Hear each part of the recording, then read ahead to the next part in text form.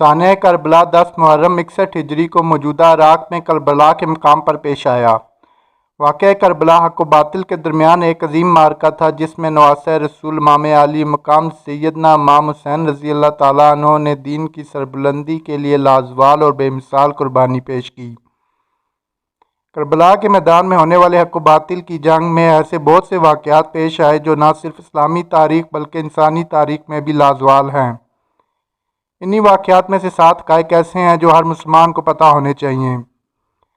اہل کوفہ کو جب اس بات کا علم ہوا کہ امام حسین رضی اللہ تعالیٰ عنہ نے یزید کی بیعت سے انکار کر دیا ہے تو کوفہ کے کچھ افراد سلمان بن سرد خزائی کے مقام پر جمع ہوئے اور آپ رضی اللہ تعالیٰ عنہ کو خط لکھا کہ ہم بھی یزید کے ہاتھ پر بیعت کرنے کے لیے تیار نہیں ہیں، آپ فوراً کوفہ تشریف لائیں، ہم سب آپ کے ہاتھ پر بیعت کر لیں گے۔ اس کے 2 دن بعد ان لوگوں نے اسی مضمون کا ایک خط امام حسین رضی اللہ تعالیٰ عنہ کی طرف لکھا اور چند دوسرے خطوط بھی آپ رضی اللہ تعالیٰ عنہ کے پاس بھیجے جن میں آپ کو کوفہ بلایا گیا تھا۔ امام حسین رضی اللہ تعالیٰ عنہ کے چچا زاد بھائی مسلم بن عقیل سانحہ کربلا کے پہلے شہید ہیں جنہیں کوفہ میں شہید کیا گیا۔ امام حسین نے اہل کوفہ کے خط ملنے کے بعد مسلم بن عقیل کو اپنا سفیر بنا کر کوفہ روانہ کیا تھا تاکہ وہ کوفہ کے حالات کا جائزہ لے کر امام حسین رضی اللہ تعالیٰ عنہ کو آگاہ کر سکیں۔ امام حسین نے جب مکہ میں کوفہ کی جانب سے سفر شروع کیا تو آپ کے ساتھ اپنے خاندان کے کچھ افراد جن میں بچے بھی شامل تھے اور چند اصحاب تھے۔ امام حسین نے کوفہ کی جانب سفر اہل کوفہ کی دعوت پر کیا تھا اور آپ کا یزیدی فوج سے جنگ کا کوئی ارادہ نہیں تھا۔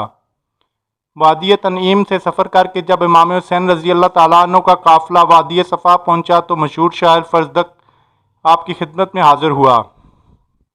امام حسین نے فرزدق شاعر سے پوچھا کہ کوفہ اور کوفہ والوں کی کچھ خبر ہے تو مجھے دو، جس پر شاعر نے کہا کہ کوفیوں کے دل آپ کے ساتھ ہیں اور ان کی تلواریں یزید کے ساتھ ہیں۔ امام حسین کا قافلہ جب میدان کربلا میں پہنچا تو آپ نے سب سے پہلے اس علاقے میں آباد بنی اسد کے قبیلے کے سرکردہ افراد کو بلا کر ان سے زمین کربلا خریدنے کی خواہش ظاہر کی۔ امام حسین رضی اللہ تعالیٰ عنہ نے زمین کربلا 60 درہم میں خریدی۔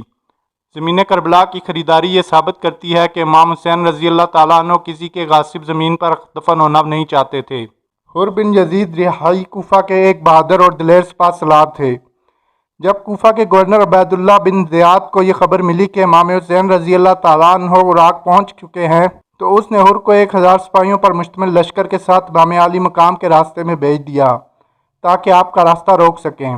صبح عاشور حر نے جب یہ دیکھا کہ یزیدی فوج امام حسین کو قتل کرنے کے درپے ہے تو وہ یزیدی لشکر سے نکل کر لشکر حسینی میں شامل ہو گیا اور شجاعت و بہادری سے لڑتے ہوئے امام عالی مقام کے مشن پر اپنی جان نثار کر دی۔ میدان کربلا میں امام حسین کے تمام ساتھی یزیدی لشکر سے لڑتے ہوئے شہید ہو گئے تو آپ گھوڑے پر سوار ہو کر یزیدی لشکر سے ٹکرائے۔ گمسان کی لڑائی ہوئی اور پھر قبیلہ کندہ کا ایک شخص آگے بڑھا اور اس نے امام حسین کے سر مبارک پر حملہ کر دیا جس سے آپ شدید زخمی ہو گئے اور سواری سے زمین پر تشریف لے آئے۔ اس کے بعد شمس ذی الجوشن اپنے 10 آدمی ساتھ لے کر آپ کی طرف بڑھا اور آپ کا سر اقدس تن سے جدا کر دیا۔ امام حسین نے جام شہادت نوش فرما لیا۔ انا للہ و انا الیہ راجعون۔ امام حسین کا یہ اثار و قربانی تاریخ اسلام کا ایک ایسا درخشندہ باب ہے جو ہر راہروان منزل شوق محبت اور حریت پسندوں کے لیے ایک اعلیٰ ترین نمونہ ہے۔ سانحہ کربلا آزادی کی اس جدوجہد کا نقطہ آغاز ہے جو اسلامی اصولوں کی بقا اور احیاء کے لیے تاریخ اسلام میں پہلی بار شروع کی گئی۔